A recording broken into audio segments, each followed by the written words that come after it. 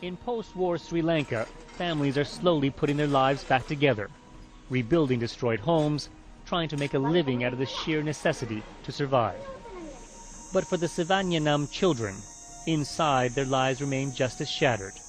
Their father was killed as they tried to escape the fighting in the final days of war. Until the last moment, the children didn't want to leave the place where we had buried their father. They still have nightmares.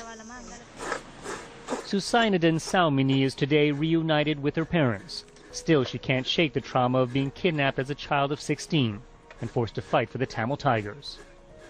If I had been home, my father would have protected me, but I was going to school. I try not to remember the past. In the push to develop the North, the physical remains of the war, like these shelled-out buildings, are fast disappearing. But little is being done to heal the inner scars. They remain.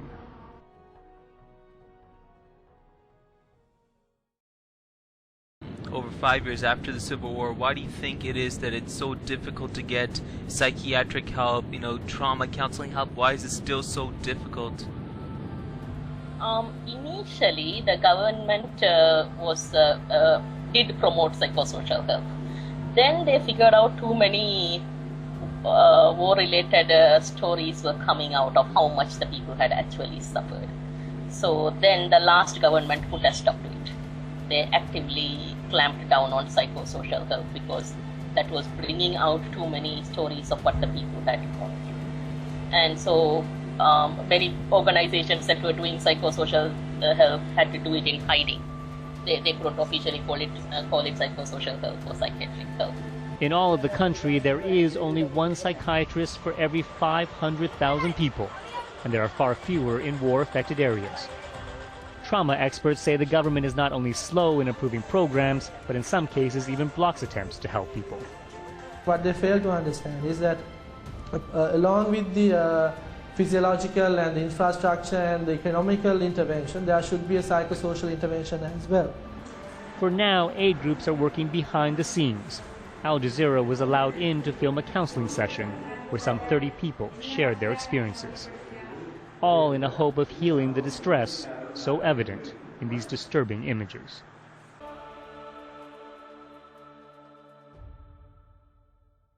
ZOA Sri Lanka is mainly a relief and rehabilitation organization. So as soon as a disaster occurs, they go into that area to provide immediate relief. That's their key strength.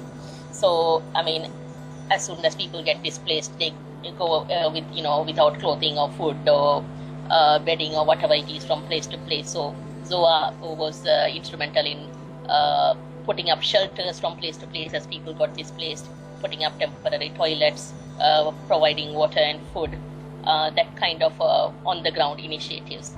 Now, though, that need is low. People have settled down for quite a few years now. So right now, we are in the livelihood development stage of the project, where we are trying to ensure that people have a basic livelihood before we shut shop.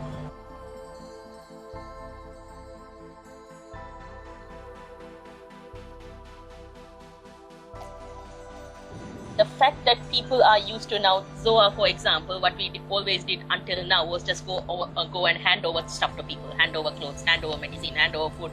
So people, an entire generation that were born after the 80s have grown up, now they are in their 30s, have grown up with the idea that someone will always be there to hand out stuff to them.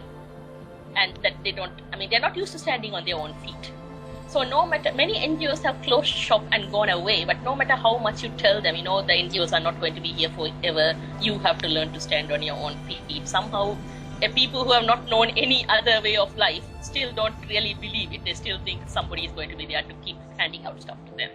So that heavy dependence, we really don't know what to do about, because ZOA now is not really just handing out stuff.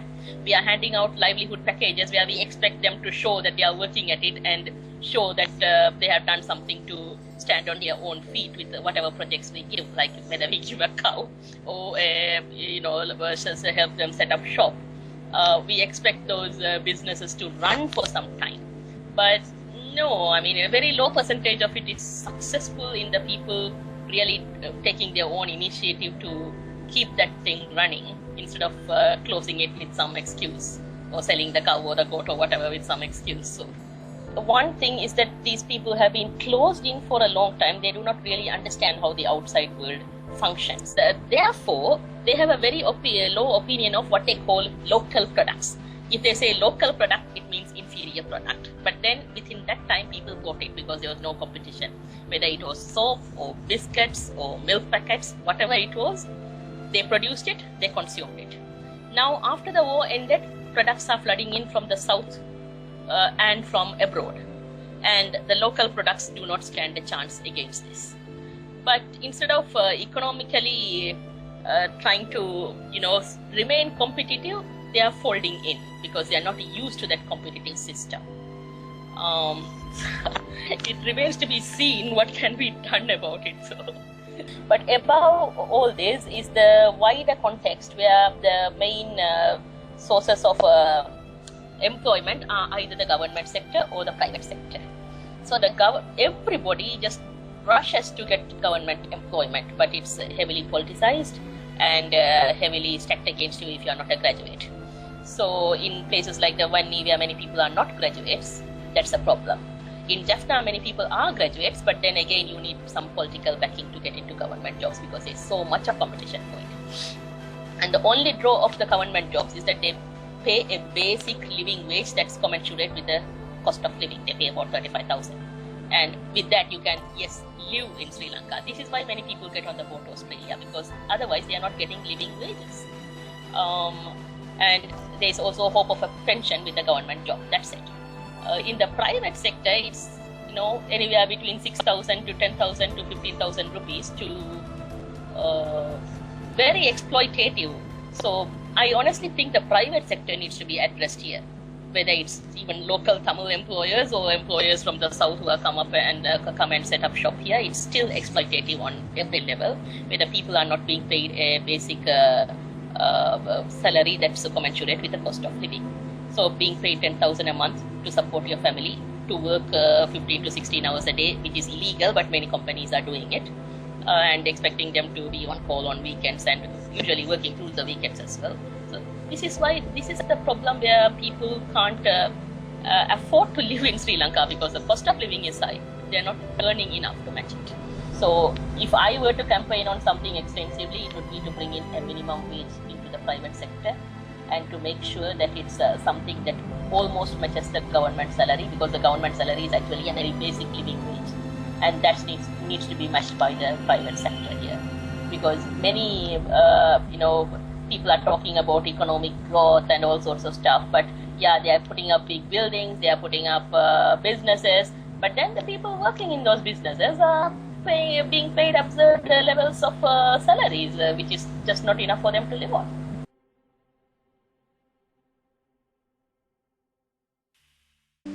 In January, a new government swept to power. President Sirisena has promised better reconciliation with those affected by war, including widows. I'm on my way to meet the new regime's Minister of Women's Affairs, Chandrani Bandara. What programs are being considered to help these war widows?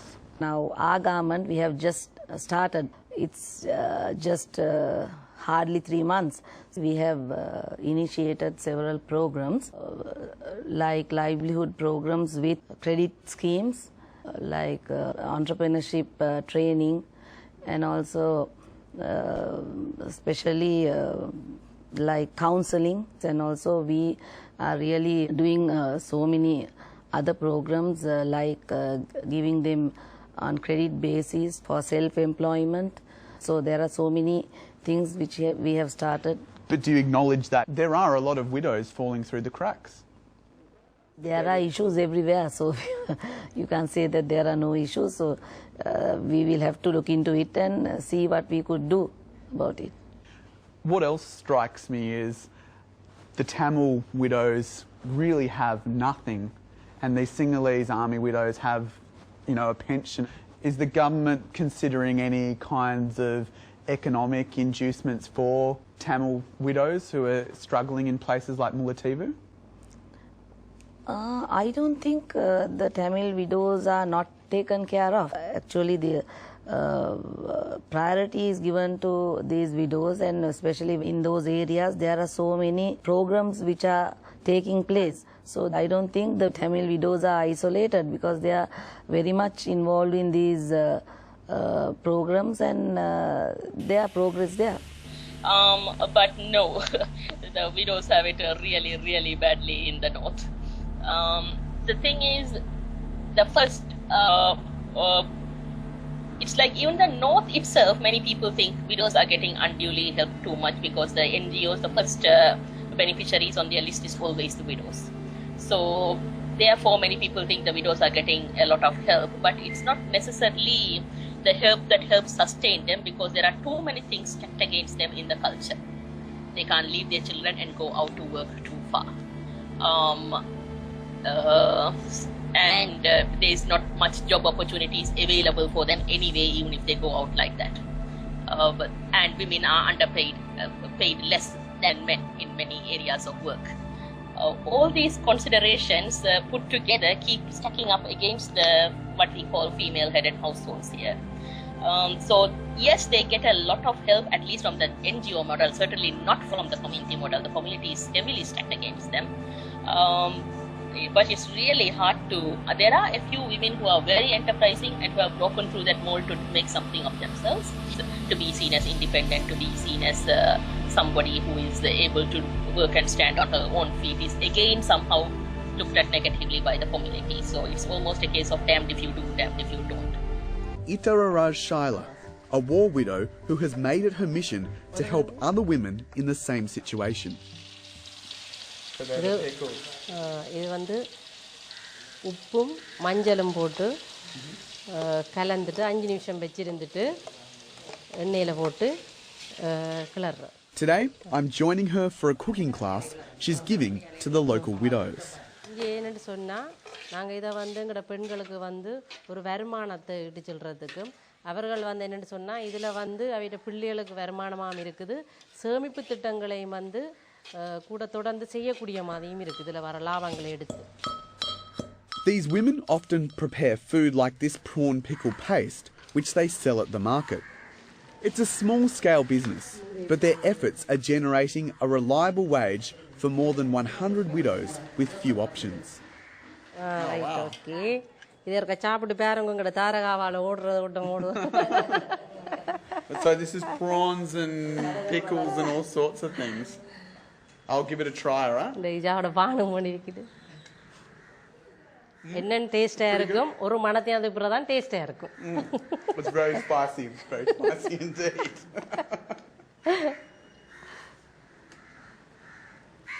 Good.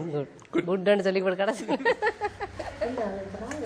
The centre is doing more than providing cooking classes. Each widow here contributes a bit of the money they earn back to the centre. And with that pool of cash, the centre can give out small loans to the widows for business initiatives and family emergencies.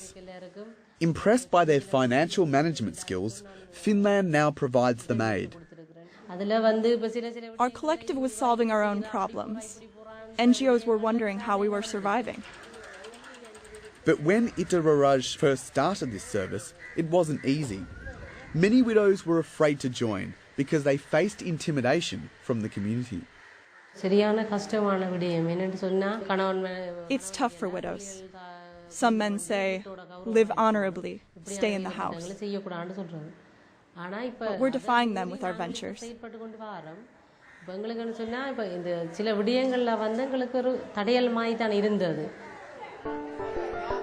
Itararaj has travelled to other parts of Sri Lanka and even Nepal to teach war widows how to empower themselves.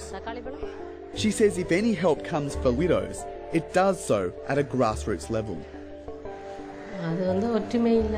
There's no unity. The challenges facing widows in the East are different to those in the North. Small community groups compete with each other for money. Another way she helps widows is by making house visits to listen to their problems. Because of the war, my mother became a widow. I'm a widow. My sister is a widow. My daughter is a widow. I wanted my youngest daughter to be married, but people here won't come forward with a groom because of our bad luck. These are problems Ita Raraj is familiar with. She says that sharing her own story with them helps. I mean, I still understand that there's still militarization in the north, so what's that climate like currently? The climate is like they have removed the camps all around the places, especially in the Vanni. They used to be concentrated in every village with a camp. So now it's not as if the numbers have reduced according to the people. I can't talk about this myself because I haven't really taken a head count of the army as such. But yeah, the army is still very visibly present in places like Kilinachi and Mullaitivar. Not so much in Jaffna though, but yeah, I'm sure they are around. So yes, you know the camps are there. They don't really, as far as I know, interfere too much in the people's lives. But you do get the CID still being active. So, like in the villages especially, if I as an outsider go and talk to a villager, then they are going to get a visit asking, okay, who is that person? What did she want to talk to you about? They keep tabs on people and all sorts of movements taking place. Shanti Sachitanandam is a women's rights activist who runs programs for widows. She says immediately after the war, the government and army tightly controlled war-affected areas, and it was difficult to provide help. Trauma, but we were not allowed access. The NGOs were given permission only to implement building and infrastructure programs. And if we anyway applied to do counseling or psychosocial support, that was rejected. She says the army was often there to oversee their public meetings with widows.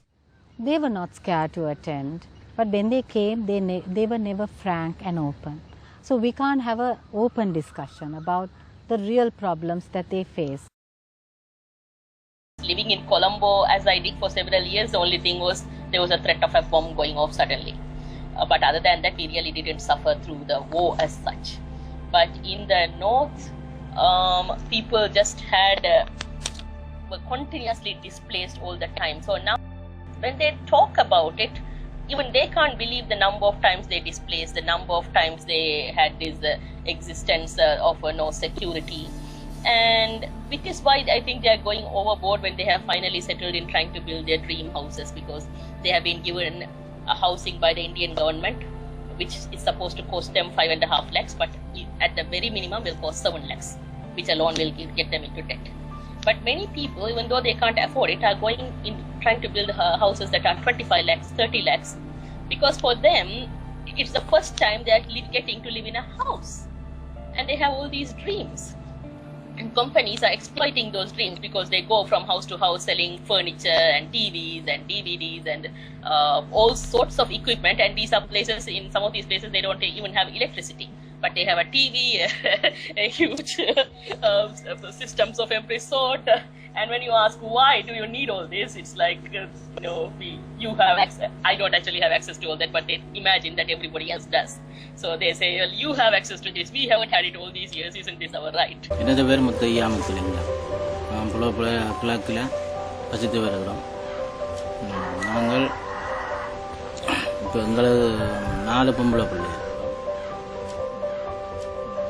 இடம்பெயர்ந்து கூடுதலாக இடம்பெயர்ந்துருக்கிறோம். அடிக்க அந்த உள்நாட்டு யுத்தத்தாலும் இடம்பெயர்ந்து நாங்கள் போய் இப்போ தற்போது எங்கள் இடங்களுக்கு திரும்பி வந்திருக்கிறோம்.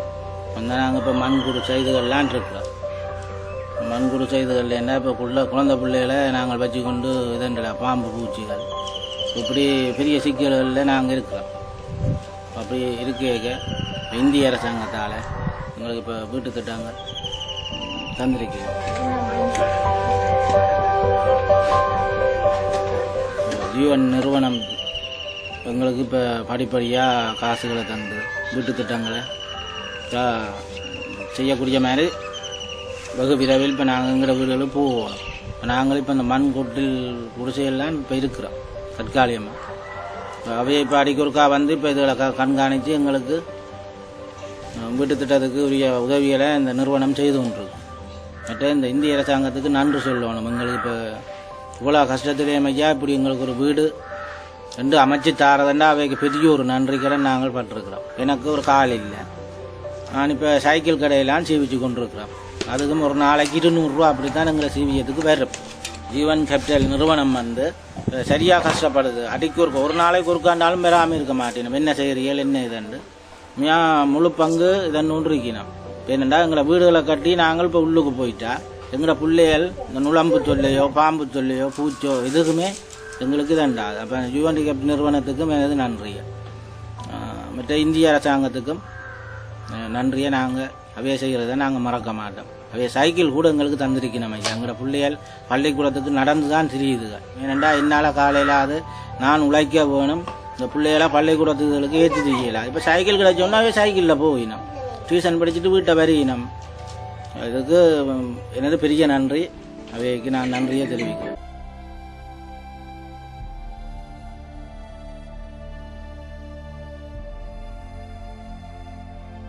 Human interest stories of people. I mean, nearly every story I hear resonate with me. Right. You know, each individuals. So I guess what resonates with me most are the optimistic stories, because in this, there's so much of despair surrounding it. So I'm really touched when somebody can look at the positive amidst the negative. That case I shared some weeks ago of that man who was a disabled man who was supporting his family, and he had the only garden in the entire village that was green in the time of an extended drought.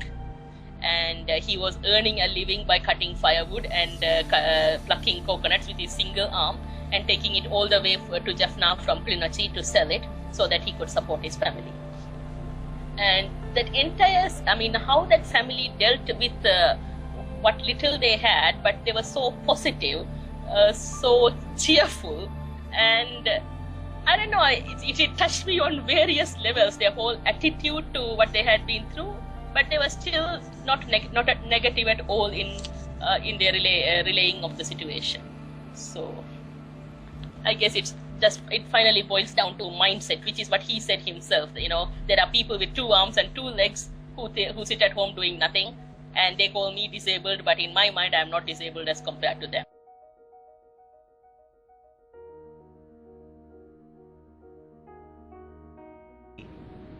Now, I think it's just that it's important that the people themselves who went through the war be allowed to tell their stories.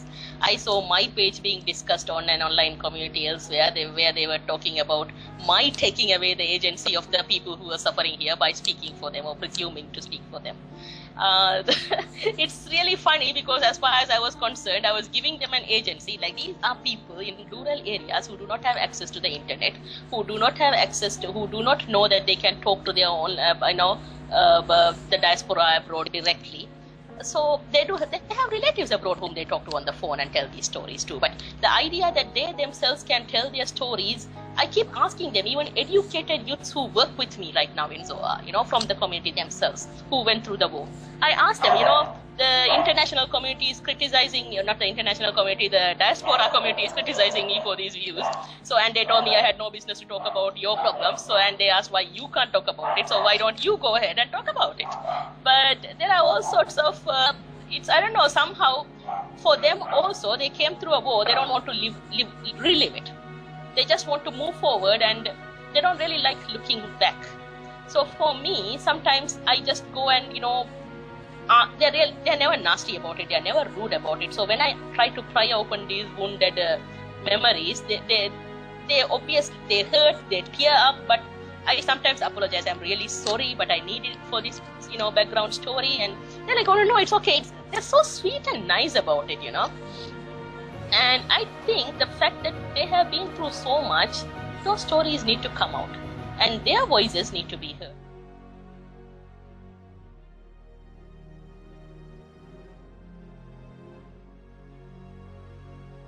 Mostly they remember the aerial bombardments. So it's just shelling. That's all they talk about, shelling, kibir. It has become part of a Tamil terminology now. They even have foods called midivadi and stuff like that.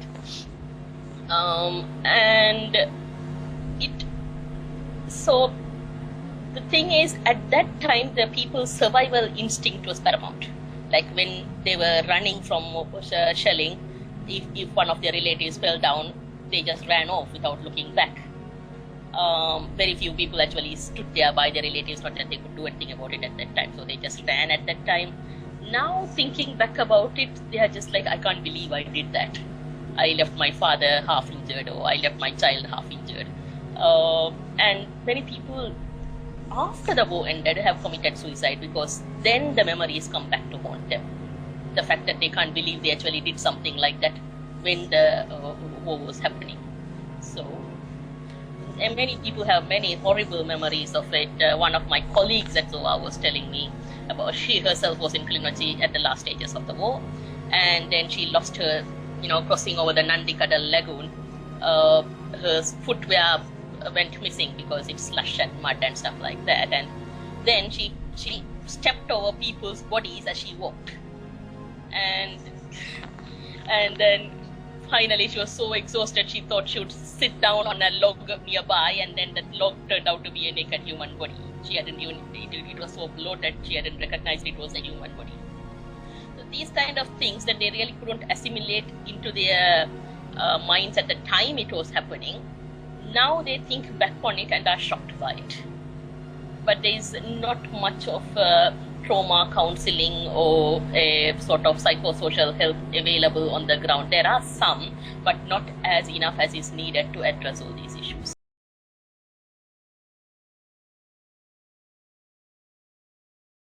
Everywhere. That's why I brought it out, because every single last person in the Vanni who were caught in that last time frame, they all tell the same story. And these are people who were sometimes part of LTT's most important martyrs' families themselves. So here it's common knowledge. And they are sort of that level of betrayal, okay, for them, they expect, okay, the army will do this, the government will do this. But when the LTT did that to them, the shock of that betrayal is still, they have been heavily traumatized by that. There is little doubt that extreme acts were committed by both sides as this bitter conflict drew to an end. Many survivors say the Tamil Tigers forcibly conscripted children in the final weeks. This woman fought to save her son being taken away, but failed.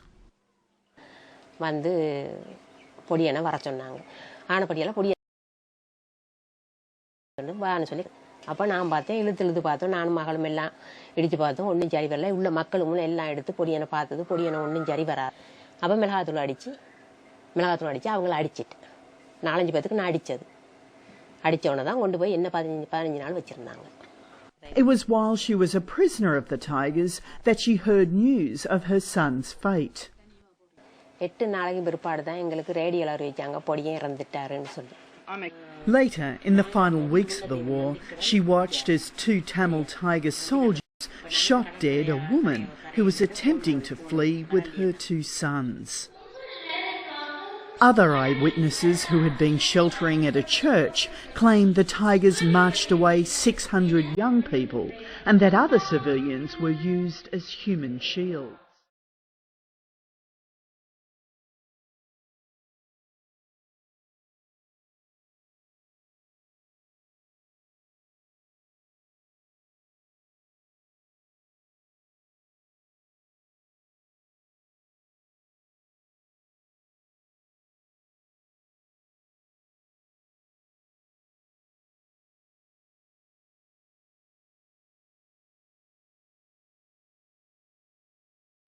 This is one of the things that doesn't get out much. The LTT cadres back home in their community now, they are heavily marginalized. I actually feel sorry for some of them.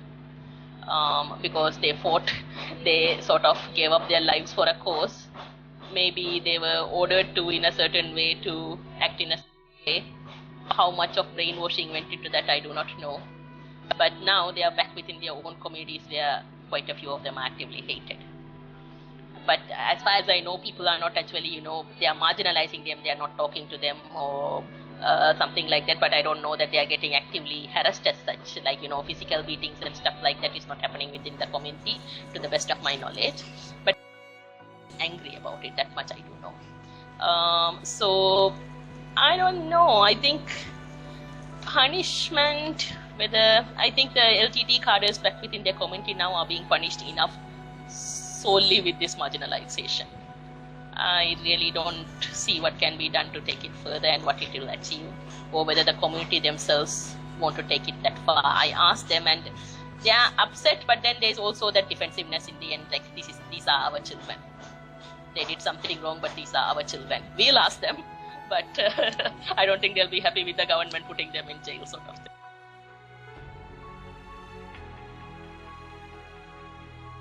Have been built by NGOs, and the government has also facilitated that is there.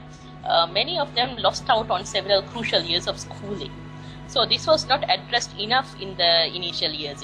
A child, for example, who should have started grade 1 in 2008 or 2007 when the displacements first started, by the time they restarted in 2010, they were in grade 5 and they haven't actually learned the basics of reading and writing.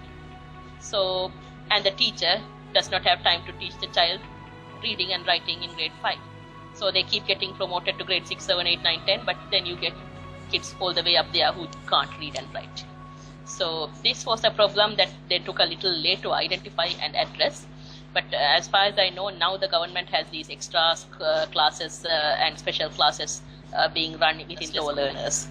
And the slow learners are not technically actually slow learners, it's just that they missed out on some crucial years during the war.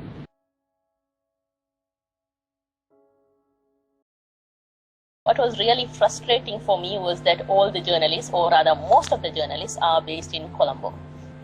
So we really don't have much access to information from the north and east. So, I mean, even if we are asked to write articles on the north and east, we just call people from Colombo.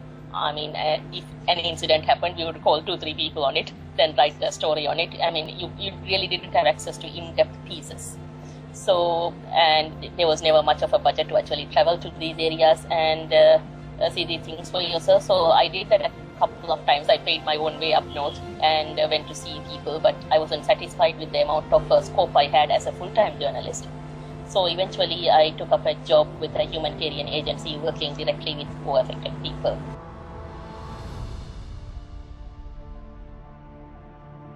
If we are going to learn lessons from the past, we need to address what happened in the past.